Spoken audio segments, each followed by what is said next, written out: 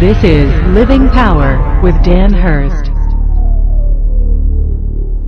God's purposes in ordaining work is so that people should find self-fulfillment.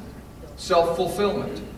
Ecclesiastes 2, starting with verse 22. Listen to what we're taught here. What do people get for all the toil and anxious striving with which they labor under the sun? All their days their work is grief and pain. Even at night their minds do not rest. This too is meaningless. But listen to this. A person can do nothing better than to eat and drink and find satisfaction in their own toil. This too, I see, is from the hand of God.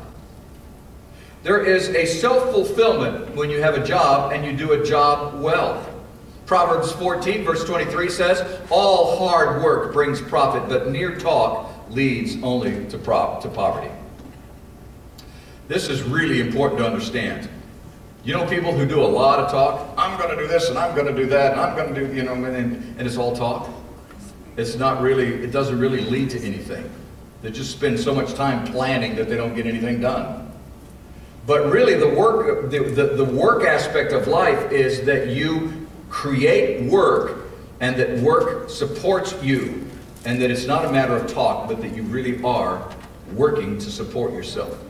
Ecclesiastes, also in Ecclesiastes chapter 5, beginning with verse 18. This is what I have observed to be good, that is appropriate. It is appropriate for a person to eat, to drink, and to find satisfaction in their toilsome labor under the sun during the few days of life God has given them. For this is their lot.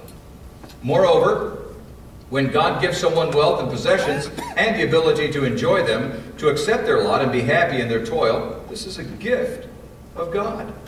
They seldom reflect on the days of their life because God keeps them occupied with gladness of heart. Listen, there's something that is really important to know here. You should love your job. You should be doing a job that you like to do. I was thinking back of all of the jobs, trying to remember the last job that I had that I didn't like.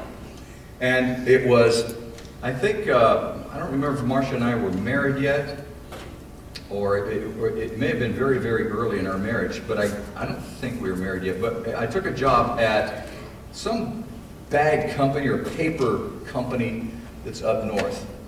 And my job was to gather up all of the strays, the stuff that didn't work anymore, and make bales of paper. And I'd take all these things and gather all these cardboard boxes and bags, and I'd put them in this big baler and compress it and wrap it. It was really creatively challenging. And I knew I wasn't cut out for it when I figured out and I discovered that you could take naps under all of the cardboard.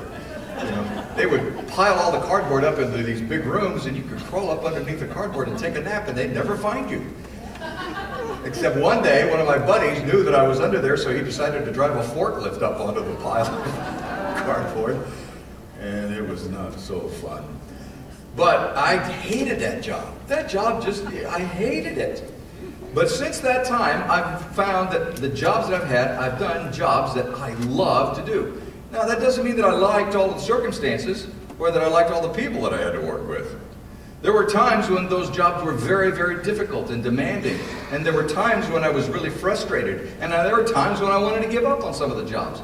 But all in all, the job itself, what I was doing, I loved doing. I'm so grateful for that. What a privilege to have that opportunity to do what you love to do. If you have a job that you love to do, I'm not talking about the circumstances, the people that you happen to work with and all that stuff, but the job itself, you love what you do, you're a very, very fortunate person.